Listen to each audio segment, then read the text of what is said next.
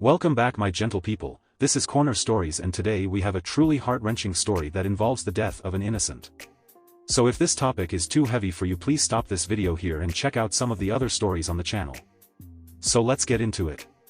I'm Filipino and my husband is Chinese. His mom doesn't approve of me from the beginning and even told him that Filipinos are maids only. At the beginning my husband defended me. He even threatened to cut ties with her if she tries anything. So she backed off. He proposed, and that's where trouble slowly started again. She was not happy. Mysael told me that my MIL didn't expect us to last too long, cause she expected my husband to come to his senses.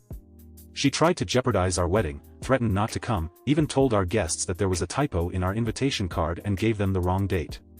Luckily they reconfirmed it with us. My husband actually waved it off and said that his mom is just scared for him and that I should understand because she grew up in a very traditional home. That should have been my first red flag. But I was too in love with him that I ignored it. I was 8 months pregnant a month ago. My husband insisted on going to MIL house for a family reunion. I didn't want to cause of the human growing in me and too tired cause I was still working. He insisted cause his mom will not take no for an answer. So we went. Biggest regret. At the dinner, I started feeling weird and lightheaded. I told my husband about it but he waved me off, told me to go up to his old room and lay down. I said this was different, and we should go to the hospital just in case. His mom butted in and told me not to ruin their dinner, just shut up and go upstairs.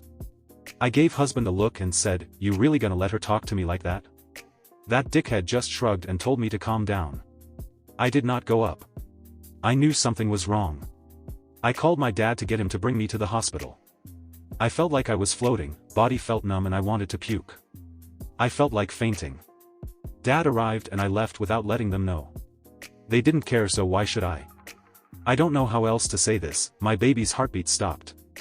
I was told the chances at this point of pregnancy was low. But it happened. I was drugged and also had alcohol in my system. But I didn't drink any since I was pregnant and I don't do drugs. SIL admitted she saw MIL added stuff into my drinks and food later on. My husband refused to believe that and sided with MIL, saying I must have taken something accidentally. SIL told him what MIL did but he still don't believe it. SIL always hated MIL, Hubs was the fave child. I reported it to the police, SIL as my witness. I pressed charges. I will not stop till she's behind bars. I told some of my closest friends about it, they said I'm in the wrong for divorcing him. But how can I be with someone who doesn't side with me on this? Who refused to believe his mom is the reason our baby is gone forever. He hasn't even acknowledged that she's gone. All he cares about is clearing his mom's name. I'm devastated. Ida? Why does some say I am? OP has also provided 2 small comments in her post. The first comment adds some more context. Update. Some has asked why SIL didn't tell me that MIL added something to my food and drinks. She came to me after, she was crying saying she didn't realize at the time and only connect the dots after she found out what happened. She's only 17. And I believe she was really scared going against her mom. As for the toxicology report, there was high levels of fentanyl, opioids and alcohol. As for my friends who said I was wrong, they are also close to my husband. And they said it was unfair because he also lost a child. I told them he didn't seem to care. The second comment is a response to people questioning the specific details of the whole deal. I know I don't have to explain myself to you, but I want to. I won't explain more on the medical concerns because frankly I do not know anything about it. All I know is what happened to me. Whether you believe it or not is entirely up to you. I did come here and search for some support and make myself feel better. It's a human feeling and I'm sorry if that made you think this is fake. Lastly, I may be a Filipina and he is a Chinese. But that doesn't automatically means we're living in the Philippines or China. I purposely did not disclose my country for privacy reasons. Because if I do, people like you will hunt the article down, which includes my identity along with my family's. I know I'm posting here for all to read, but what makes me feel safe is the animosity of it all. I feel safe cause people like you can't find out who I am, which is not any different from majority of people on this app. Again, I know I don't owe you an explanation, but my life has been a living hell and I have no control with anything now. So being able to defend myself like this, helps. I have nothing else to say. Have a nice day. Post 2, update vent. I'm overwhelmed by all the support I've been getting. Thank you all. I won't lie, But the real reason I decided to post my story was because I did need validation. I wanted to be heard. And I wanted to be in control of something at least. But I did not decide to do this lightly. What happened to me was horrifying and I still can't believe it. Some people are saying I'm not showing enough emotions for this to be real, and that the title I wrote makes them think this is fake, that I should have said my MIL is a baby killer and my husband was an accomplice so I'm leaving him. I don't understand why I should write that for it to be believable. Also, when I previously wrote something similar to that title on another group, my post was banned and deleted for violence. Which I'm not surprised because what happened to me was violence in one of its cruelest forms. How am I supposed to sound? Some people can't understand that some emotions are too strong and too deep, and cannot be translated into words alone. I may not be kicking and screaming in my post. But I have been kicking and screaming since that night. I lost a child. How can someone make that up? Are people just so far up their own asses that they can't comprehend that bad stuff happens to people? And for those who says those stuff would have killed me, I should not even be alive. I did almost die. I am not gonna write out a detailed account of what happened that night just to appease you. It's not bad enough that my child died? I should have died too, then it would be believable. And you call me the sick F. And for all who is saying that my husband is part of it. I cannot comment on this. Frankly, I do not know yet at this point. I don't want to speculate that he is because that only makes it hurt more. I loved him and thinking that he'd be capable to do this. Some ask why I didn't taste the alcohol. I didn't. If I knew, I would have stopped drinking. But the moment I felt off, I voiced it out. I was pregnant, some food to me tasted different. I didn't think much of it at that point. I didn't think that my life would ever be in danger. I knew MIL hated me but I did not know she would ever try something like this. And as for my friends who said I was in the wrong, they are also close to my husband. Until today, the both of them do not believe that my husband did anything wrong and that he is innocent and just caught in his mother's lies and that he lost a child too but is in denial. I don't know how to go about this so I've decided to cut ties with them. But I do have other amazing friends who has been completely supportive and helping me throughout this. I will not touch any more on SIL as she is a minor. FIL is not in the picture. I will try my best to update you all once this is all over. I'm sorry if my post offended anyone. Post 3, Final Update. This will be my final post. Thank you all for your support. It truly means the world to me. I finally have some time to myself and thought I should give you this final update.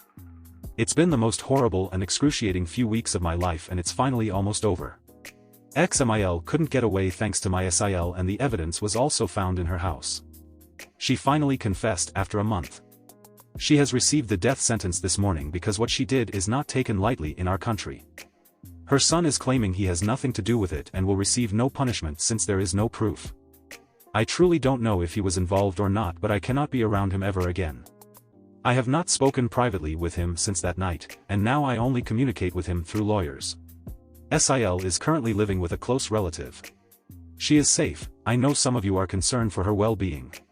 I am living with my parents again. I honestly couldn't have gotten through this without them. They are truly my rock. We're finalizing our divorce by this week. My family has advised me sue him for everything he and his family has put me through. This was a hate crime. I don't understand how can a grandmother do this just because my baby was a girl and not pure Chinese. I've heard stuff like this happens in China, but we're not living there. Why bring your close-minded ideologies and traditions here? Why did my baby had to pay the price for this?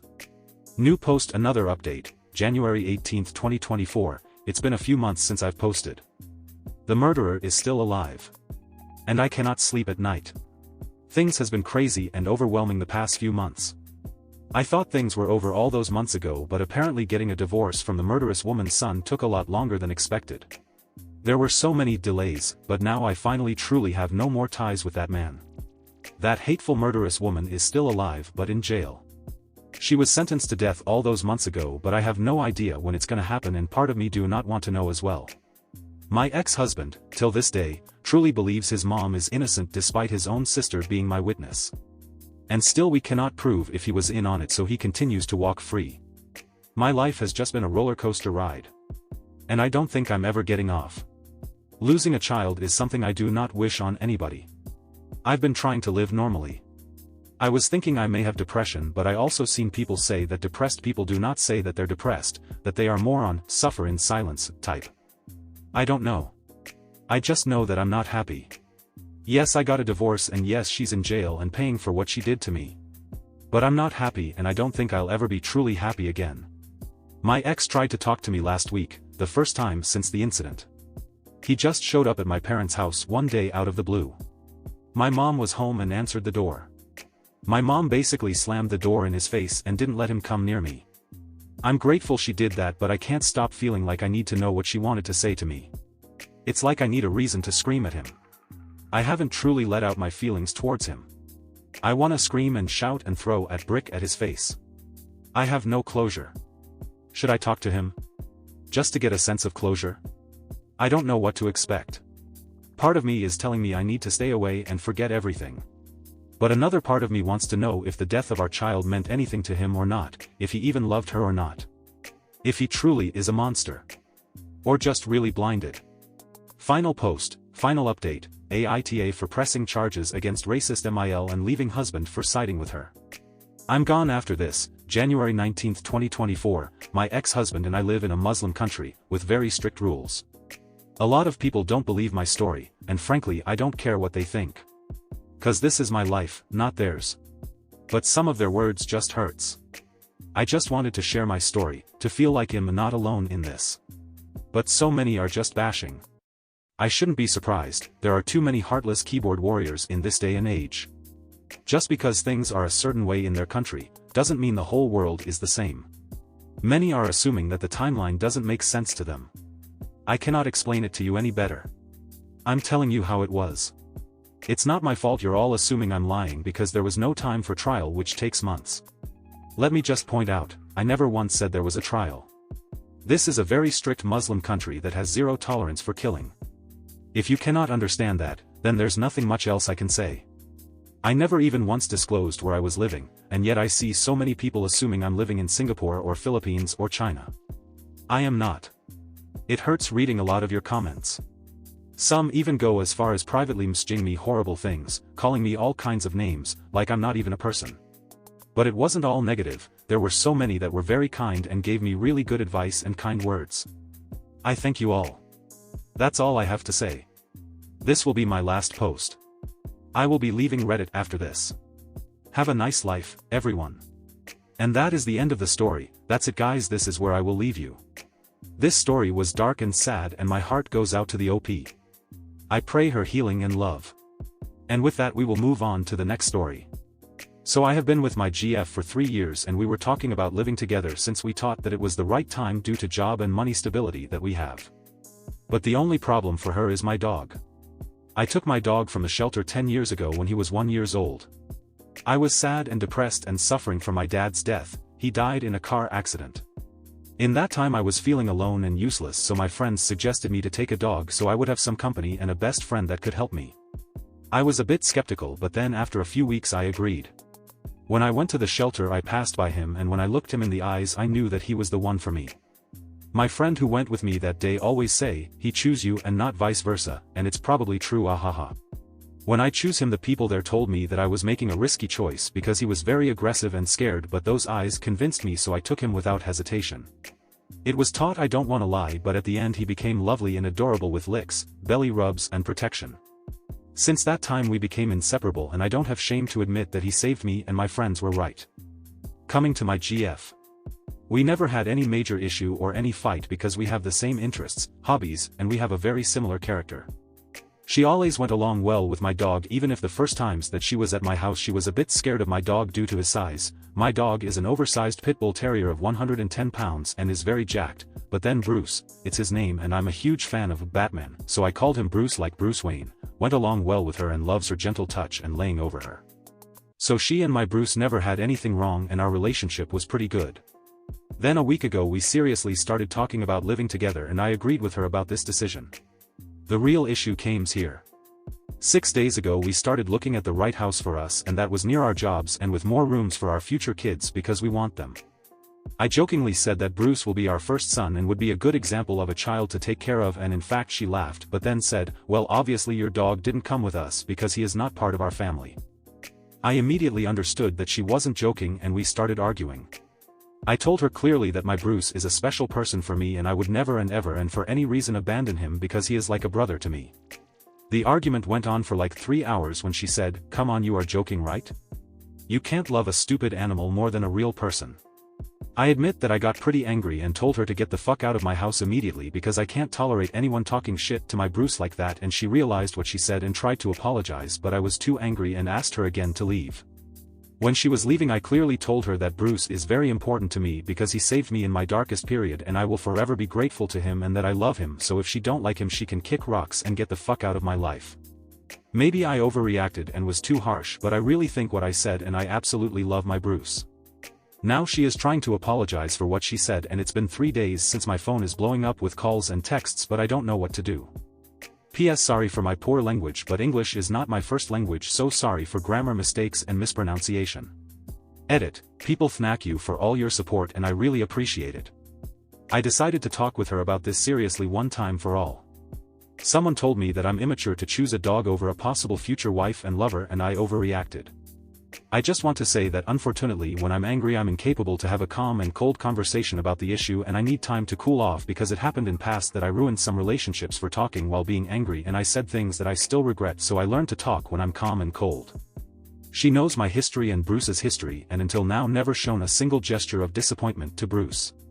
He is very cuddly and loves physical touch, but sometimes he was too cuddly but realized it and went straight to me, so this is not an option. If she had dogs in her life? Yes, but never liked them and they always was of his brother or parents and she never was a dog person and I accepted this because not everyone like dogs. Right now I'm going to talk with her about this and when we finished I will update you. Again, thank you all relevant comments. Replied to a deleted commentator. OP, you are right about people being scared about big dogs, but she never mentioned it. Bruce and I went to her home many times and he and she were comfortable between each other.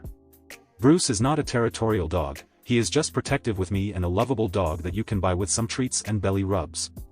Greedy, song 4856, she's trying to apologize. The least you could do is accept her submission in regard to this situation and not be treating her like worse than an animal. Most females would have walked out on you after overreacting like that. I hope she stays away from you. You are uncontrollable, not the least self-control. That's not going to help with her safety in a house with you. She will regret it if she moves in with you.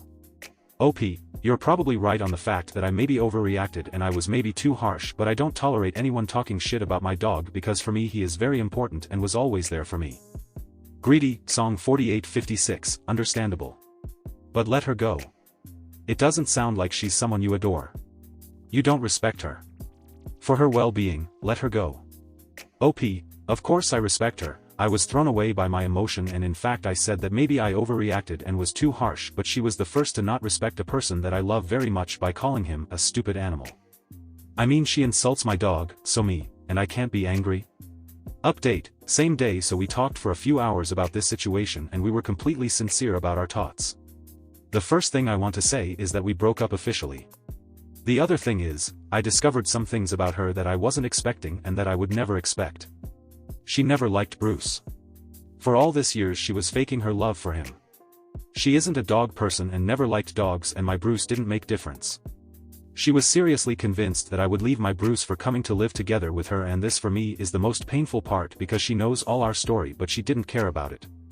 She again made me the question, choose me or your stupid dog, and I choose my dog without hesitation. I don't know what to say, seriously I'm speechless.